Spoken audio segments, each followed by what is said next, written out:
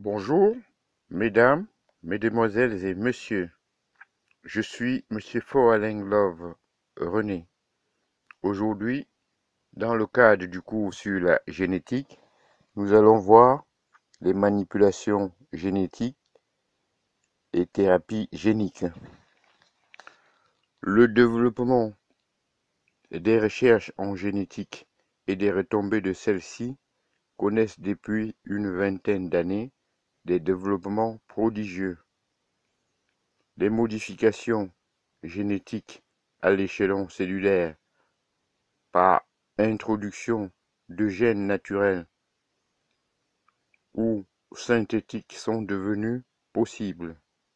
Des gènes actifs ont été isolés et introduits dans le patrimoine génétique des cellules qui étaient normalement dépourvues de ces gènes. On a créé ainsi des bactéries capables de synthétiser des substances hormonales identiques aux hormones humaines. Insuline, érythropoïétine, hormones de croissance, des facteurs de coagulation, facteurs anti-hémophiliques, des antibiotiques, des anticorps, des protéines alimentaires. Ces procédés de fabrication sont désormais utilisés à l'échelon industriel par les firmes pharmaceutiques et l'utilisation thérapeutique de ces produits chez l'homme connaît de nombreuses applications. Les manipulations génétiques des cellules reproductrices sont possibles chez les animaux et les végétaux. Elles permettent la création de nouvelles espèces de plantes, céréales à haut rendement, plantes résistantes aux virus, aux parasites, etc. et d'animaux porteurs de caractéristiques particulières, production de lait, de viande, caractéristiques physiques, etc. L'identification et la caractérisation des gènes de nombreuses maladies génétiques de l'homme permettent le diagnostic parental de ces maladies. À terme, la génétique va permettre de relever les prédispositions à chaque être humain à être atteint de maladies non seulement génétiques, mais aussi acquises. Diabète, certaines formes de cancer, ouvrant la voie à une médecine prédictive et préventive. Des processus de reproduction ont bénéficié des progrès de la génétique. Les techniques de procréation artificielle, c'est-à-dire insémination artificielle, fécondation in vitro, constituent le remède de certaines formes de stérilité.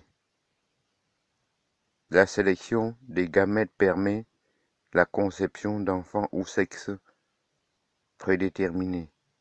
Cependant, un consensus est dégagé dans la communauté internationale des chercheurs pour proscrire formellement les manipulations génétiques sur les cellules reproductrices humaines. La modification du patrimoine héréditaire qui serait transmis à la descendance est moralement inadmissible, d'autant que peuvent s'y ajouter des risques de tératogénèse. Ainsi, l'introduction de nouveaux gènes dans les gamètes, des manipulations d'œufs fécondés, des tentatives de reproduction asexuée à partir de cellules somatiques différenciées, porteuses de l'intégralité du patrimoine héréditaire, sont-elles formellement proscrites chez l'homme. Les thérapies géniques sont arrivées maintenant au stade de l'application humaine et l'on assiste actuellement à un foisonnement d'essais thérapeutiques. L'introduction dans la cellule des gènes normaux pour corriger les défauts génétiques est possible, comme indiqué ci-dessus. S'il vous plaît. Chez l'homme, cette introduction est proscrite au niveau des cellules reproductrices. Elle ne peut être effectuée qu'au niveau des cellules somatiques non reproductrices. On peut traiter ainsi les déficits immunitaires congénitaux, la mucoviscidose, la myopathie de Duchenne, l'hypercholestérolémie congénitale familiale, la thérapeutique des maladies acquises, et notamment du cancer, comporte différentes voies de recherche, puisque l'introduction des gènes, essentiellement dans les lymphocytes du malade, vise, selon le cas, à obtenir un effet antitumoral, c'est-à-dire traitement du mélanome du cancer du rein, à simuler les défenses immunitaires locales, cancer du poumon, à détruire les cellules tumorales par un gène suicide, traitement des tumeurs cérébrales, du sida.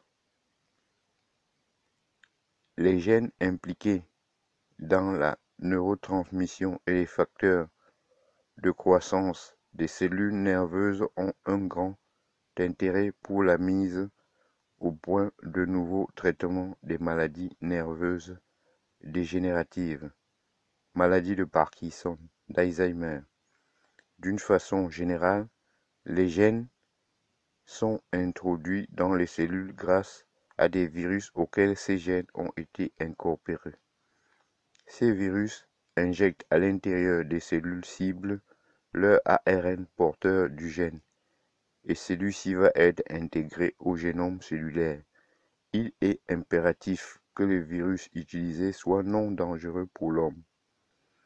L'explosion actuelle des méthodes de thérapie génique soulève d'importants problèmes de morale médicale et impose un renforcement du rôle des comités d'éthique afin d'éviter des manipulations génétiques abusives.